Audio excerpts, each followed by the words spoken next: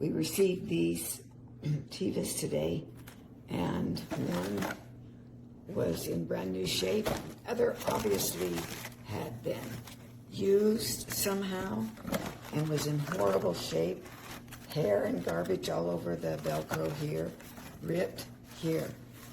We don't know if somebody returned a used pair for credit and then Amazon just put them all together and resend them, or what.